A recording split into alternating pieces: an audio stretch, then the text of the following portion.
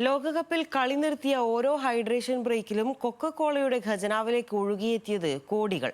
ആരാധകരുടെ വിമർശനത്തിന് പിന്നാലെ കമ്പനിയുടെ വെളിപ്പെടുത്തൽ സമൂഹമാധ്യമങ്ങളിൽ ശ്രദ്ധ നേടുകയാണ്.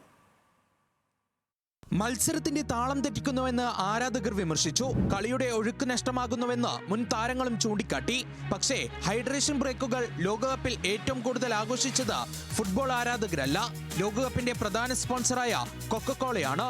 90 മിനിറ്റിന്റെ പോരാട്ടം ഇടയ്ക്ക് നിർത്തിയ ഓരോ ഹൈഡ്രേഷൻ ബ്രേക്കും താരങ്ങൾക്ക് വെള്ളം കുടിക്കാനുള്ള സമയം മാത്രമായിരുന്നില്ല, സ്പോൺസർമാർക്ക് അധിക പരസ്യ സമയവും വൻ വരുമാനവും നേടിക്കൊടുത്ത അവസരവുമായിരുന്നു. 4 ഭാഗങ്ങളായി മാറിയ മത്സരങ്ങൾ ബ്രോഡ്കാസ്റ്റർമാർക്കും സ്പോൺസർമാർക്കും നേട്ടമായി. ഹൈഡ്രേഷൻ ബ്രേക്കുകൾ കമ്പനിയുടെ പവർ എയ്ഡ് സ്പോർട്സ് ഡ്രിങ്കിന്റെ വിൽപ്പന കുത്തനെ ഉയർത്തിയെന്ന് കൊക്കക്കോളയുടെ chief financial officer John Murphy വെളിപ്പെടുത്തി. ഇതിന്റെ പ്രതിഫലനം കമ്പനിയുടെ കണക്കുകളിലും പ്രകടമായി.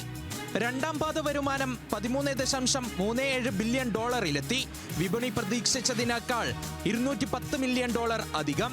ഓഹരി വിലയും ചരിത്രത്തിൽ ആദ്യമായി $90.13 ഈ വർഷം മാത്രം ഏകദേശം 20% വളർച്ചയും രേഖപ്പെടുത്തി.